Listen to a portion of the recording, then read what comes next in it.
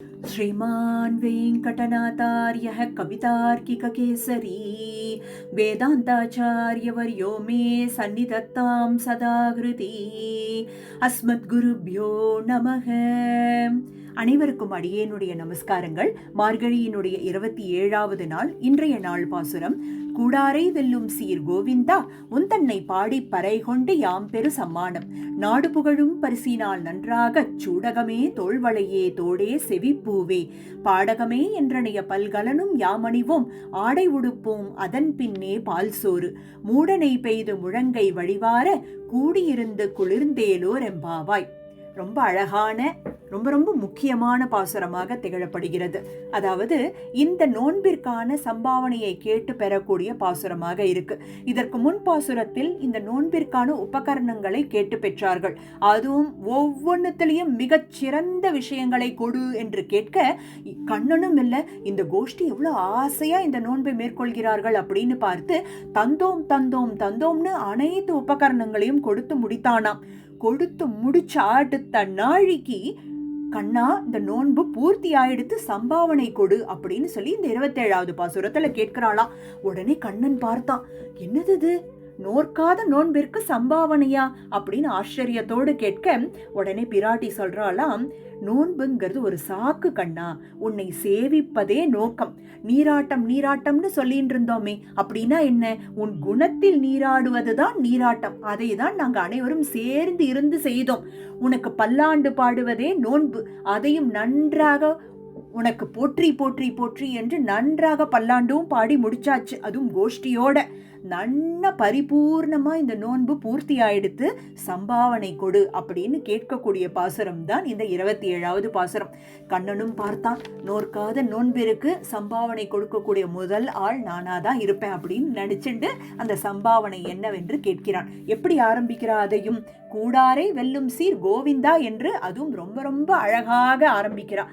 பகவான் எப்பேற்பட்டவன் என்றால் அடிபணியாதவர்களை கூட வெல்லக்கூடிய சீர் உடையவன், கவரக்கூடிய அளவிற்கு திருக்கல்யாண குணங்களை உடையவன் கோவிந்தா அப்படின்னு சொல்லி உன்னை பாடி பறை கொண்டு, உன்னை நாவார பாடி சந்தோஷமா பாடி யாம் பெரு சம்பானம், நாங்க சம்பாவனை பெறப்போகிறோம். அதுவும் எப்பேற்பட்ட சம்பாவனையாக இருக்கணும் தெரியுமா, இந்த நாடு புகழும் வரிசையில் இருக்க வேண்டும். இந்த நாடே பார்த்து ஆச்சரியப்பட்டு இப்பேற்பட்ட சம்பாவனையா அப்படின்னு அனைவரும் வியந்து பார்க்கக்கூடிய அளவுக்கு நீ கொடுக்க வேண்டும்.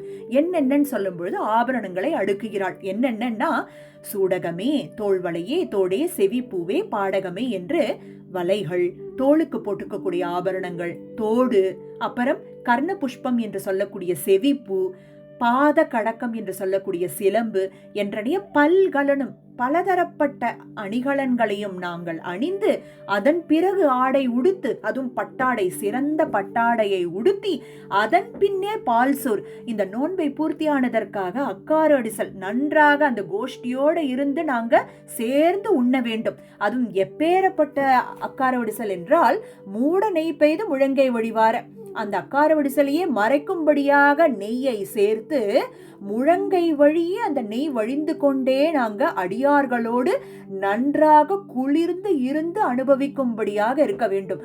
கூடி இருந்து குளிர்ந்தேலோர் எம்பாவாய். அனைவரும் சந்தோஷமாக பூர்த்தியாக உன்னை அனுபவித்து கொண்டே இப்படி நீராட்டமான உன்னுடைய திருக்கல்யாண குணங்களில் நீராடி உனக்கு பல்லாண்டு பாடின விஷயத்தை நினைவிற்கொண்டு இப்பேற்பட்ட இந்த சம்பாவனையை பெற்றோம்னு சந்தோஷத்தோடு நாங்க கூடி இருந்து குளிர வேண்டும் கண்ணா அப்படின்னு சொல்லி இந்த 27வது பாசுரத்தை முடிக்கிறார். இதனுடைய பதவுரையானது இதற்கான சம்பாவனையை கேட்டும் பெரும்படியாக அமைய பெற்றிருக்கு. நாம் இதுல இன்னைக்கு அனுபவிக்க போற விஷயம் என்ன பஞ்சஸ்தவத்துல அப்படின்னு பார்க்கும் பொழுது, கூடாரை வெல்லும் சீர் கோவிந்தன் என்று பெருமாள் எப்படி தன்னை அண்டாதவர்களையும் எப்படி தன்னுடைய சீர் குணங்களால் எப்படி கவர்கிறான் அப்படிங்கிறதையும் பார்க்க போகிறோம். என்னென்ன விஷயங்களை எல்லாம் கொண்டு பெருமாள் அனைவரையும் தன்னோடு சேர்த்து கொள்கிறான் அப்படிங்கிறதையும் நம்ம 2 ஸ்தவங்களை கொண்டு அனுபவிக்க போறோம். இதற்கு முதலில் நம்ம வரதராஜ ஸ்தவத்தை கொண்டு ஆரம்பிக்க போகிறோம். எப்படி பெருமாள் கூடாரை வெல்லும் சீர் கோவிந்தனாக எப்படி வரதன் சேவை சாதித்து நிரூபணம் செய்கிறான் அப்படிங்கறத நாம வரதராஜ ஸ்தவத்தினுடைய 10வது ஸ்லோகத்தை கொண்டு அனுபவிக்க போறோம். संवधेत किल यत् प्रमान्तरैः तत् प्रमाणमिति एहि मेनिरे तन्मतेऽपि बतमानतां गता हस्तिनाद्य परवस्तु नित्रयी. ரொம்ப அழகான, ரொம்ப சுருக்கமான விஷயம், ஆனா ரொம்ப நன்னா அழகா சாதிச்சிருக்கார். பௌத்தர்களினுடைய கொள்கையானது எப்படின்னா, அவ ஒரு பிரமாணத்தை கொண்டு ஒரு பொருளை முடிவு செய்யணும் அப்படின்னா இதற்கு ஒப்பாக இருக்கக்கூடிய மற்றொரு பிரமாணம் இதுவும் அதுவும் ஒன்னா ஒத்து இசைந்து இருக்க வேண்டும். அப்படி இருந்தாதான் அந்த கொள்கையை அவ ஒற்றுக்கொள்வார்கள். இதை நன்னா புரிஞ்சுக்கணும் அப்படின்னா, இப்ப மலையில புகையை கொண்டு நெருப்பு இருக்குங்கிறத நாம அறிவோம் இல்லையா?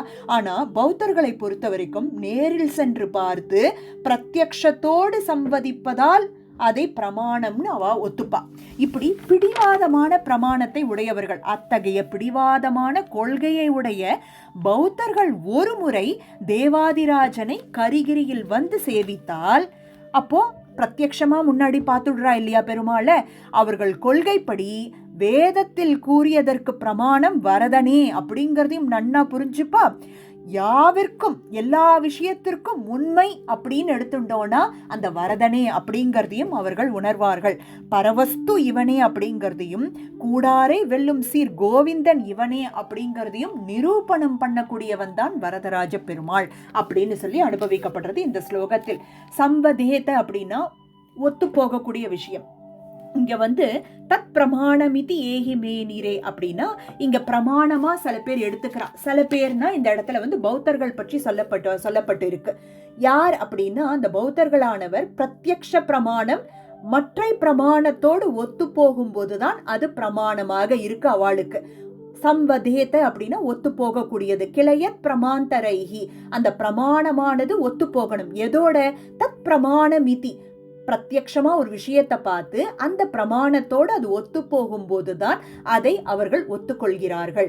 இப்படிப்பட்ட சிலருக்கு ஏகி மேனிரேனா அப்படி எண்ணிக்கொண்டிருப்பவர்களுக்கு, அதாவது பௌத்தர்கள் போன்று இப்படி எண்ணக்கூடியவர்களுக்கு தன்மதேபி பதமானதாம், அவர்களினுடைய கொள்கைப்படி ஒரு முறை ஹஸ்தினாத்ய, அந்த யானை மலையில் வசிக்கக்கூடிய அந்த பரம்பொருளான பரவஸ்துனி த்ரயி என்றால் வேதத்தில் சொல்லப்பட்ட பரம்பொருள் யார் என்ற அந்த ஒரு நிரூபணமானது வரதனை ஒரு முறை சேவித்தால் நன்கு உணரலாம் அப்படின்னு சொல்றா. அப்போ வேதத்திற்கு பிரமாணம் என்னன்னு கேட்கக்கூடிய அந்த பௌத்தர்கள் ஒரு முறை போய் வரதனை சேவித்தால் கூடாரை வெல்லும் சீர் கோவிந்தன் இவனே அப்படின்னு நன்னா ஒத்துப்பா அப்படிங்கிறது தான் இந்த ஸ்லோகத்தில் அனுபவிக்கப்பட்டிருக்கு. அடுத்தபடியாக சுந்தரபாகுஸ்தவத்தில் இல்ல எப்படி கூடாரை வெல்லும் சீர் கோவிந்தனாக பெருமாள் எப்படி அண்டினவர்களை வெற்றி கொள்ள செய்கிறான், எப்படி அனைவரையும் கவர்கிறான் அப்படிங்கிறத பார்க்க போறோம். தனக்கே உரியதான திவ்யாத்ம ஸ்வரூபம் என்ன, திருமேனி அழகென்ன, அப்ராகிருத்தமான குணங்கள் என்ன, தமது தாருண்யம் என்ன, லாவண்யம் என்ன, பிரதர்ஷனம் என்ன, இப்படி அனைத்து விஷயங்களாலும் பலதரப்பட்ட விஷயங்களால் நம்மை போன்ற நீசரானவர்களை கூட பெருமாள் என்ன பண்றானா, ரட்சிக்கிறானா. இந்த விஷயங்களை எல்லாம் காட்டி அவரை அண்டவிடாமல் இருக்கும்படியான விஷயங்கள், இப்படி பெருமாள் தன்னுடைய வீர தீர பராக்கிரமங்களை எல்லாம் காட்டி ஜெயிக்கக்கூடியது சில பேரை தன்னுடைய அழகுகளால் ஜெயிக்கிறான். கூடாரே வெல்லும் சீர் கோவிந்தனாக இருக்கிறான். சரி, இப்படி அனைத்து விஷயங்கள் இருந்தாலும் நம்மளுடைய கர்மாவானது அவனை அண்டவிடாமல் தடுக்கிறது இல்லையா? அதையும் அழிப்பதற்காக என்ன பண்றானா பெருமாள், கூடையே ஸ்ரீதேவி பிராட்டி என்ன, பூமி தேவி பிராட்டி என்ன, நீலாதேவி பிராட்டி என்ன, இவ அனைவரையும் கூட இருக்க செய்யறதுக்கான காரணம் என்ன அப்படின்னு பார்த்தா, பெருமாள் ஒத்துக்காம கோவப்பட்டா கூட பிராட்டி விடமாட்டா இல்லையா? புருஷகார பூத்தையாக இருந்து நம்மை பெருமாளிடம் சேர்த்து வைக்கக்கூடிய அந்த பெரும் செயலை செய்து கொண்டிருக்கிறார்கள். அப்போ நமக்கு அந்த புருஷகார சம்பத்து ஏற்பட்டு அந்த நிரந்தரமான பரம்பொருள் அவனே அப்படிங்கிறத பெருமாள் நம்மை நன்னா நமக்கு அனைத்து விஷயங்களையும் காமிச்சு கூட பிராட்டி சமேதனாக இருந்து நித்தியம் ரட்சித்து கொண்டிருக்கிறான் அப்படிங்கிறத இங்க சுந்தரத்தோளுடையான் அப்பேற்பட்ட விஷயத்தை நமக்காக அனுதினமும் செய்து கொண்டு நம்மை அருள்கிறான் அப்படிங்கிறது தான் இந்த 70வது ஸ்லோகத்தில் நாம் இப்ப அனுபவிக்க போறோம். दिव्याचिन्त्य महाद्भुतोत्तमगुणैस्तारुण्यलावण्यकप्रायैरद्भुतभावगर्भसतता पूर्वप्रियैर्विभ्रमैः रूपाकारविभूतिभिश्च सदृशीं नित्यानपेतां श्रियम् नीलां भूमिमभीदृशीं रमयिता நித்யம் வனாத்ரீஸ்வரக. பெருமாள் எப்பேற்பட்ட விஷயங்களை எல்லாம் வைத்துக்கொண்டு நம்மை கவர்கிறான் அப்படிங்கிறது இந்த இடத்துல சொல்லப்பட்டிருக்கு. முதல்ல திவ்யாச்சிந்திய மகாத்புதோத்தம குணைஸ் அப்படின்னு சொல்லப்படுறது இல்லையா?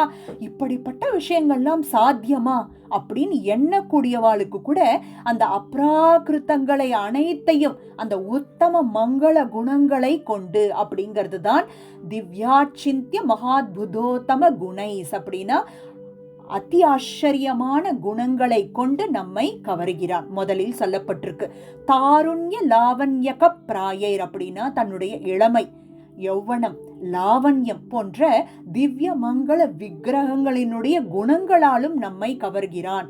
அத்புத பாவ கர்ப்ப சததா பூர்வ பிரியைர் விப்ரமைஹி ஆச்சரியமான அப்பொழுதைக்கு அப்பொழுது அளிக்கக்கூடிய அபூர்வங்களை கொண்டு எப்பொழுதும் சேவை சாதித்து கொண்டு, எப்படி சேவைனா பொலிவுடன் சேவை சாதித்து கொண்டிருக்கக்கூடிய அந்த திருமேனி, இப்படி ஆச்சரியமான விளையாட்டுகளாலும் நம்மை கவர்கிறான்.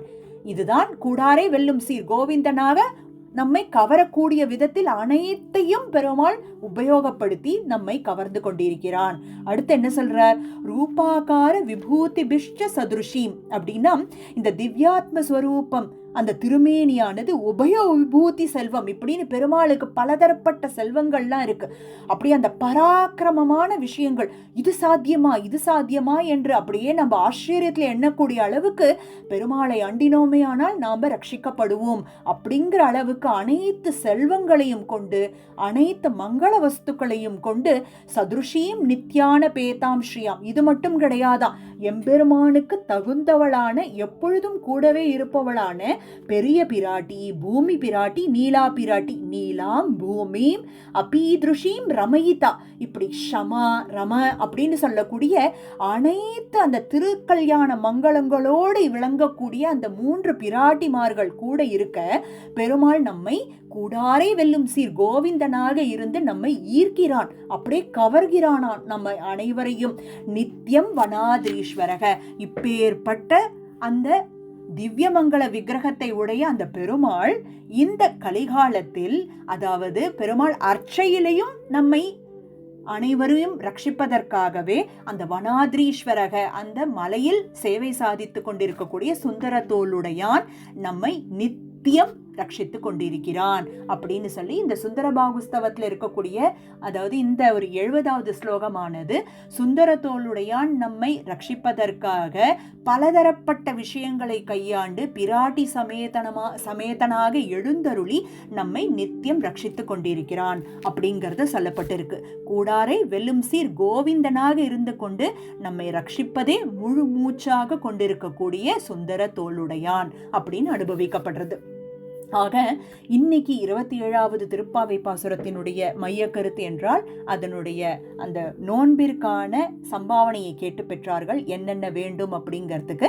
இதனுடைய சூக்ஷ்மமான ஒரு நம்ம அனுபவிச்ச விஷயம் என்றால் கூடாரை வெல்லும் சீர் கோவிந்தனாக பெருமாள் எப்படி அனுபவிக்கப்படுறதுங்கிறத நம்ம வரதராஜஸ்தவத்திலையும் சுந்தரபாகுஸ்தவத்திலையும் அனுபவிச்சோம். நாளைக்கும் திருப்பாவையினுடைய 28வது பாசுரத்தோடு பஞ்சஸ்தவத்தையும் சேர்ந்து அனுபவிப்போம். அஸ்மத் குருப்யோ நமக. கவிதார்க்கிக சிம்ஹாய கல்யாண குணசாலினே ஸ்ரீமதே வெங்கடேஷாய வேதாந்த குரவே நமக.